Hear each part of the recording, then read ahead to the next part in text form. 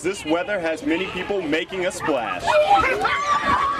Some people told us off camera that they wouldn't talk to us due to possible threats from neighbors.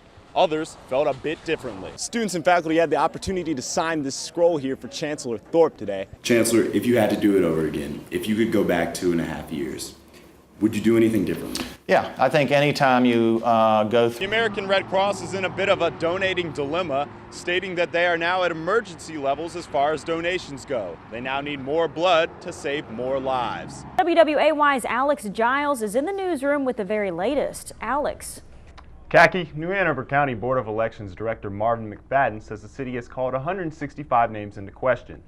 Khaki, the ground at Ogden Park was still smoking today, but the flames had been snuffed out. Or will Governor Romney, still relishing his first debate performance, take the state? Avery and I take a look at those questions and others in this special election report. WWAY's Alex Giles reports.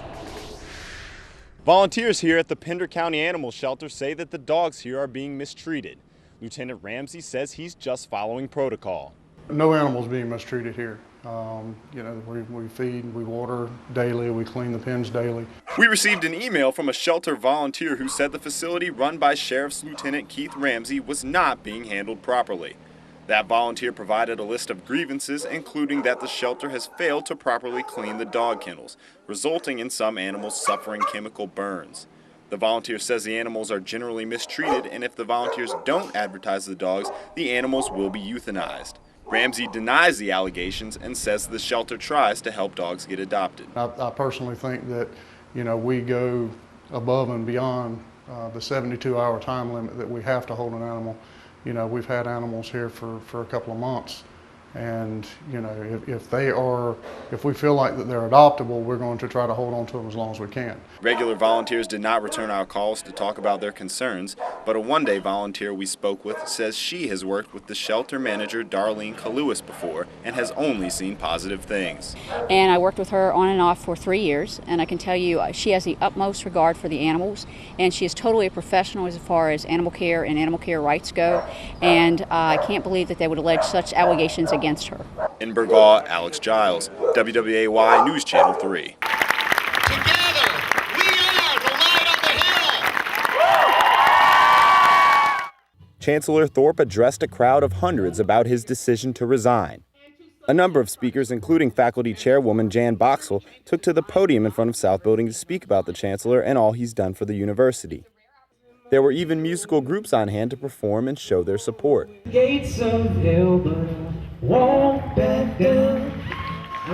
Among those in attendance was UNC Student Body President Will Lymanstall.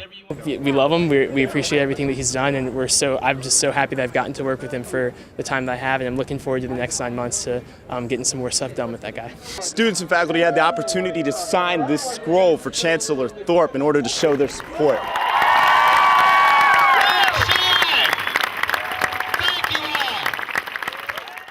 Some students, like UNC sophomore Peter McClelland, are in favor of Thorpe's decision to resign. He is the face of this university, and to move beyond an era like this in our history, it is oftentimes necessary, and I think in this case necessary, to change leadership. Thorpe did not change his mind about stepping down.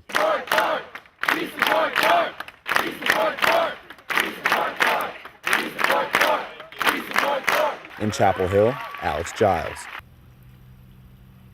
Abby Hilton graduated from UNC last spring with a degree in women's studies. She currently works part-time, teaches swim lessons, and volunteers at the Orange County Rape Crisis Center. She assumes her degree will eventually lead her to a full-time job. That's why she was troubled when Governor Pat McCrory said this. If you want to take gender studies, that's fine. Go to a private school and take it. But I don't want to subsidize that if that's not going to get someone a job. When I first read about his remark, I was incredulous. I could not believe that he had said that. Hilton says she was angered and offended by Governor McCrory's remarks, but the governor isn't the only one questioning certain subsidized degrees at universities like UNC Chapel Hill. Greg Steele is president of the College Republicans for the state of North Carolina. He's also planning to graduate with 2 liberal arts degrees in the spring, but he welcomes Pat McCrory's criticism. Something does need to change. I didn't feel, attacked as a liberal arts major. I think these were facts. I think like I said, this is a conversation we need to be having. Hilton says she understands the need for jobs in this state, but believes North Carolina needs liberal arts graduates as well. We also need, philosophers, we need historians, we need people who are involved in social issues to make our society a better place. Hilton says taking women's studies classes at UNC changed her life, and she plans on having a full-time job within the next 6 months.